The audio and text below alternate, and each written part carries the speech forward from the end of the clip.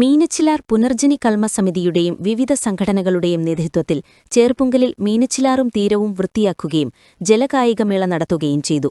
പരിപാടിയുടെ ഉദ്ഘാടനം ചേർപ്പുങ്കൽ പാലത്തിന് സമീപം ആറ്റുതീരത്ത് പാലാ ഡിവൈഎസ്പി കെ സദൻ ഉദ്ഘാടനം ചെയ്തു.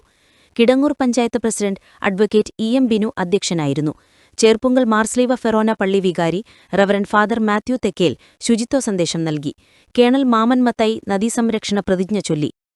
മാർട്ടിൻ കോലടി സ്വാഗതവും മീനച്ചിലാർ പുനർജനി കർമ്മസമിതി ട്രഷറർ ബെന്നി പറമുണ്ട നന്ദിയും പറഞ്ഞു. തുടർന്ന് നടന്ന ശുചീകരണ പ്രവർത്തനത്തിൽ കിടങ്ങൂർ ഹരിതകർമ്മസേന, വിവിധ സന്നദ്ധ സംഘടനകൾ, Cherpunkal Holy Cross higher secondary school NSS volunteers, Cherpunkal BVM college വിദ്യാർത്ഥികൾ തുടങ്ങിയവർ മീനച്ചിലാറും തീരപ്രദേശങ്ങളും ചേർപ്പുങ്കൽ ഹൈവേ റോഡും ചേർപ്പുങ്കൽ പള്ളി റോഡും ശുചീകരിച്ചു. ഉച്ചകഴിഞ്ഞ് നടന്ന ജലകായികമേള മോൻസ് ജോസഫ് MLA ഉദ്ഘാടനം ചെയ്തു. യോഗത്തിൽ Cherpunkal resident association president Mathew Kuriakose അധ്യക്ഷനായിരുന്നു. യോഗത്തിൽ വെച്ച് പ്രമുഖ സാമൂഹ്യ പ്രവർത്തക സിസ്റ്റർ ത്രേസ്യ മാത്യു OMMIയെ പൊന്നാട അണിയിച്ച് ആദരിച്ചു.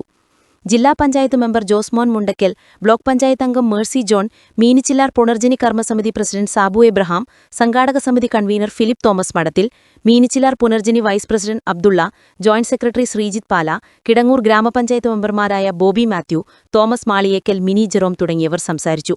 തുടർന്ന് ചൂണ്ടിയടിയിൽ മത്സരം, വലവീശൽ മത്സരം, വള്ളംവലി മത്സരം തുടങ്ങിയവ നടന്നു.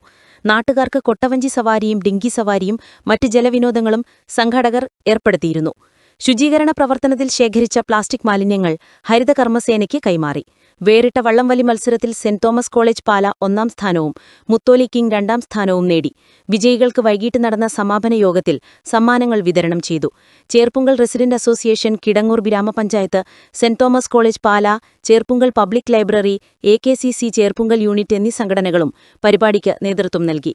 പാലാ കോട്ടയം ഫയർ സ്റ്റേഷനിലെ ജീവനക്കാർ ഫയർ ഓഫീസർ ജോസഫിന്റെ നേതൃത്വത്തിൽ മുഴുവൻ സമയവും സുരക്ഷാ ക്രമീകരണത്തിനായി എത്തിയിരുന്നു.